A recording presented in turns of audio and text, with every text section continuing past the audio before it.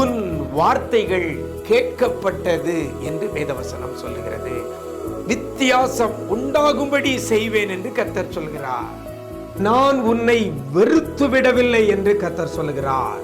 இன்றைக்கு கர்த்தர் நமக்கு தருகிற ஒரு வார்த்தை வார்த்தை வார்த்தை சதா காலமும் குடியிருக்க பண்ணுவேன், குடியிருக்க பண்ணுவேன்.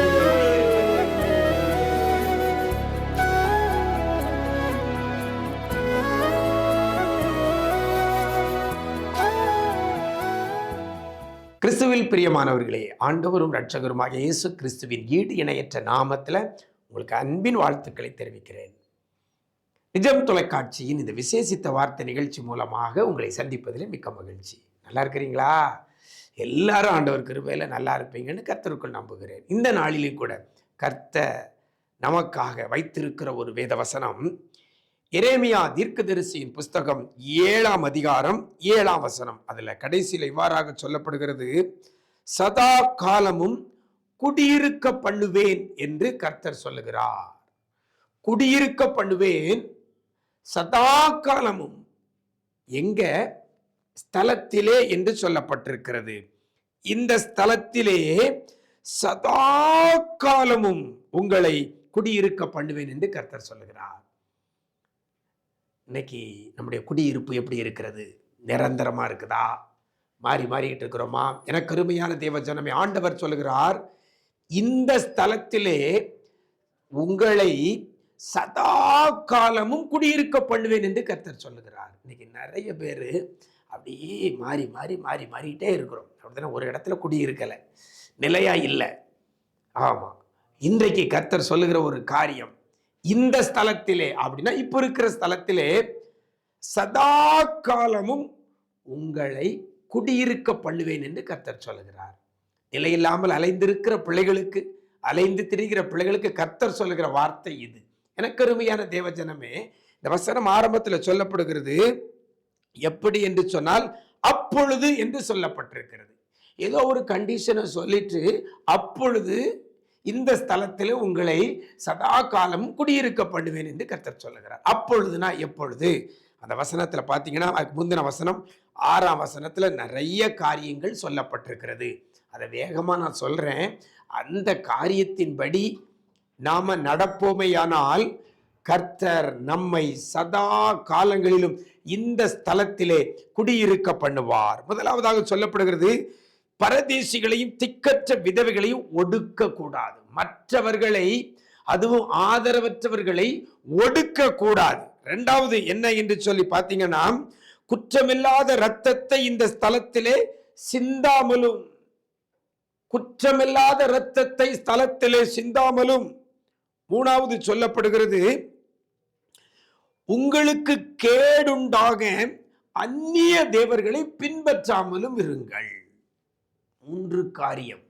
1, மற்றவர்களை, அதுவும் ஆதரவற்றவர்களை, திக்கற்றவர்களை ஒடுக்க கூடாது. குற்றமில்லாத ரத்தம் சிந்தக்கூடுவதற்கு நம்ம காரணமாக இருக்கக்கூடாது, சிந்த வைக்க கூடாது. அடுத்தது, அந்நிய தேவர்களை நம்ம பின்பற்றக்கூடாது. இந்த 3 காரியத்தை நம்ம செய்யாமல் இருந்தால், இந்த 3 காரியத்திற்கும் விலகி ஓடினால் கர்த்தர் உங்களை இந்த ஸ்தலத்திலே சதா காலமும் உங்கள் ஆயுசு நாள் வரை குடியிருக்க பண்ணுவார். குடியிருக்க பண்ணுங்க, அலைந்து தெரிய வேண்டிய அவசியம் வராது. உங்களை கர்த்தர் குடியிருக்க பண்ணுவார். அந்நிய தேவர்களை பின்பற்றாதங்க, மற்றவர்களை கஷ்டப்படுத்தாதீர்கள், அதாவது ஒடுக்காதீர்கள். இன்னைக்கு அநேகர் நல்ல வசதி பெற்றவங்க கூட நல்ல ஹாய் அப்படின்னு இருக்கிறது, ரொம்ப கஷ்டப்பட்டவங்கள ஒடுக்கிறது, மற்றவங்கிட்ட வேற மாதிரி இருக்கிறது. அல்ல, திக்கற்ற பிள்ளைகளை, பரதேசிகளை ஒடுக்காமல் இருப்பீர்களே, ஆனால் கர்த்தர் உங்களை இருக்கிற இடத்துல சதா காலமும் குடியிருக்க பண்ணுவார். இருக்கிற இடத்துல நிலையா இருப்பீங்க. இந்த காரியத்தில் உங்களை மாற்றிக்கொள்ளுங்கள். குறைவுகள் இருக்குமே, ஆனால் அதை மாற்றுங்க. கர்த்தர் உங்களை சதா காலமும், கர்த்தர் உங்களை குடியிருக்க பண்ணுவார் இந்த ஸ்தலத்துல. அப்படிப்பட்ட கிருபையை கர்த்தர் தருவாராக. நாம் ஜெபிக்கலாமா? எங்களை நேசிக்கிற நல்ல தகப்பனே, இந்த ஆசீர்வதிக்கப்பட்ட நல்ல நாளிலே கூட ஆண்டவரே, எப்பொழுதும் நிலையில்லாதபடி மாறி மாறி அலைந்து கொண்டிருக்கிற பிள்ளைகள் ஏராளம் அப்பா. நிம்மதியா குடியிருக்க முடியாதபடி இருக்கிற பிள்ளைகள் ஏராளம். இன்னைக்கு கொடுத்த வார்த்தையின்படி சதா காலம் இந்த ஸ்தலத்தில் குடியிருக்க பண்ணுவேன் என்று சொன்ன ஆண்டவர், நீ சொன்ன அந்த காரியத்தின்படி தன் வாழ்க்கையை மாற்றிக்கொண்டு, ஆண்டவரே, திக்கற்றவர்களை ஒடுக்காமல், குற்றமில்லாத ரத்தம் சிந்தப்பட காரணமாக இருக்காதபடி, அந்நிய தேவர்களை பின்பற்றாதபடி யார் யார் தன்னை மாற்றிக்கொள்ளுகிறார்களோ அந்த பிள்ளைகள் எல்லாம் இந்த ஸ்தலத்திலே சதா காலம் குடியிருக்க பண்ண போறதற்காக நன்றி செலுத்துகிறோம். இனி பிள்ளைகள் அலைந்து திரியக்கூடாது ஐயா. நிம்மதியா குடியிருக்க உதவி செய்யுங்க. இருக்கிற இடத்துல நிம்மதியா வாழ உதவி செய்யுங்க.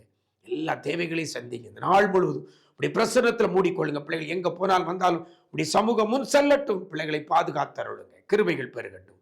மீட்பர் இயேசுவின் மூலம் ஜெபிக்கிறோம் நல்ல பிதாவே. ஆமென், ஆமென். பிரியமானவர்களே, 3 காரியத்துல நம்மை மாற்றிக்கொள்ளுவோம். அப்பொழுது இந்த ஸ்தலத்திலே கர்த்தர் உங்களை சதா காலம் குடியிருக்க பண்ணுவார். God bless you.